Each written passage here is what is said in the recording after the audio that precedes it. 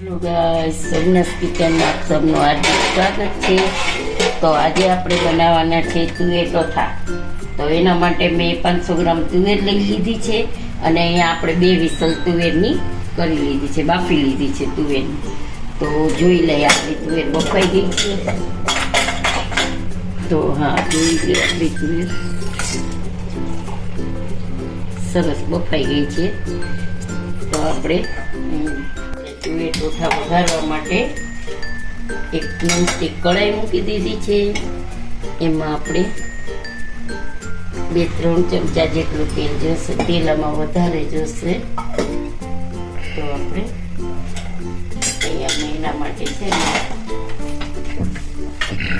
બધી સામગ્રી તૈયાર કરી લીધી છે। તો અહીંયા ઝીણી ડુંગળી કરેલી છે, પેલી આમાં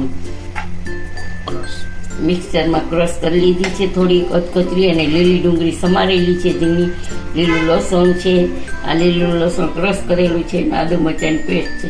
એટલે જેટલું તુવેર હોય ને એનાથી થોડીક જ ઓછી બધી વસ્તુ લેવાની, ડુંગળી, લીલું લસણ, આદુ ઓછું લેવાનું, 2 ચમચી જેટલું જ લેવાનું પેસ્ટ, અને ટમેટા પણ એટલા જ લેવાના, 1 વાટકી જેટલા।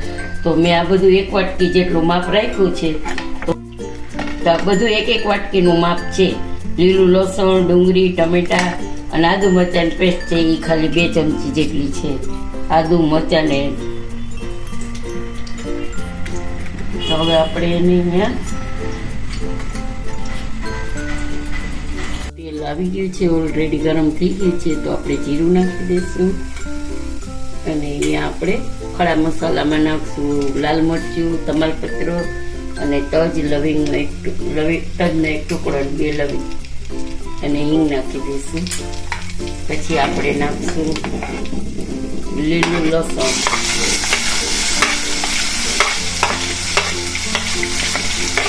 પછી આદુ મરચાંની પેસ્ટ,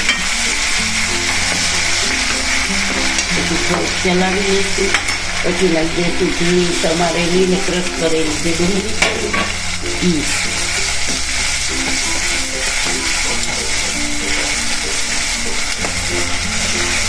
હવે આપણે એકદમ બરાબર સોતે કરી દઈશું। એમાં મેં નિમક નાખ્યું હતું, તો આપણે ગ્રેવીના ભાગનું જ નિમક નાખવાનું છે સ્વાદ અનુસાર। તો આપણે હવે આ બધું સોતે કરી લઈશું। પછી તેજ બદામી થાય એટલે ટમેટાની પેસ્ટ નાખી દઈશું આપણે। એ મેં એકદમ પેસ્ટ નથી કરી, ગ્રાઇન્ડરમાં જ આમ પ્લસ મોડ ઉપર પીસી લીધું છે। તો આપણે એ નાખી દઈશું ટમેટાની।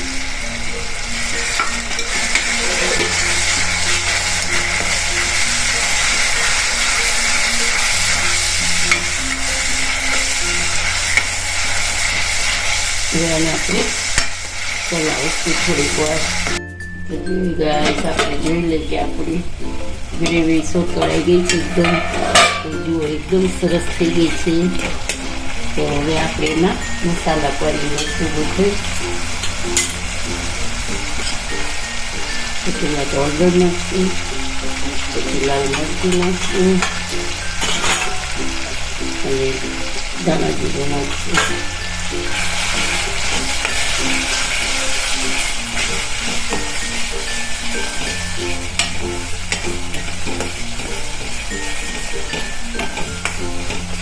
હવે આપણે છે ને જે તુવેરનું પાણી હતું ને એ મેં અહીંયા કાઢી લીધું, તુવેરનું પાણી હતું ને અહીંયા કાઢી લીધું છે, અને આપણે તુવેરામાં ઉમેરી દઈશું।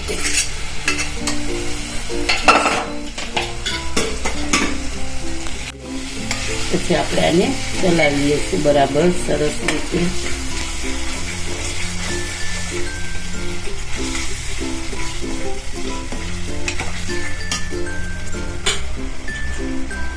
આપણે મરચું પાવડર નાખવું જશે, નાખી દીધું છે।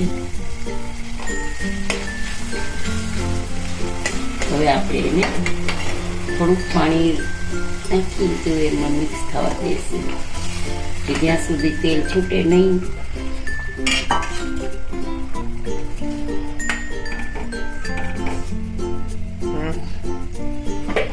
આપણે એને ઢાંકણ વડે ઢાંકી દઈશું. 2 મિનિટ પછી જોઈ લઈશું.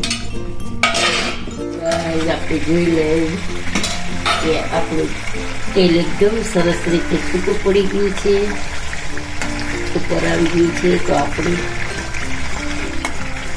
શાક છે એ તૈયાર છે. તુવેર ચોથા. હવે એમાં આપણે ગરમ મસાલો નાખી દઈશું, જરા સ્વાદ અનુસાર. અને હજી તમે સ્પાઈસી કરી શકો છો, પણ અમારા ઘરમાં હમણાં તાવ ને એવું છે એટલે મેં થોડુંક લસણ ઓછું નાખ્યું છે. નકર જેટલું લસણ નાખો ને એટલી ડુંગળી નાખવાની, એટલા એ ટમેટા થોડાક વધારે નાખવાના, અને તુવેર દાળ હોય ને એટલું જ લેવાનું બધું સરખા ભાગે. તો જોઈ શકો છો કે આપણું સરસ, જોઈ શકો છો ગાઈસ, આપણું સરસ મજાનું શાક તૈયાર થઈ ગયું છે. તેલ એકદમ છૂટું પડી ગયું છે, ઉપર આવી ગયું છે. તો હવે આપણે ગેસની ફ્લેમ ઓફ કરી દઈશું. અને જો ગાઈસ, આપણું તુવેર ચોથાનું શાક રેડી છે. તો આજનો વિડીયો તમને કેવો લાગ્યો તે જરૂરથી જણાવજો. સબસ્ક્રાઈબ કરજો, લાઈક કરજો અને શેર કરજો. અને આવી જ રીતે મને તમે સપોર્ટ કરજો, એટલે મને મોટિવેશન મળે કામ કરવામાં. Thank you. જય શ્રી કૃષ્ણ.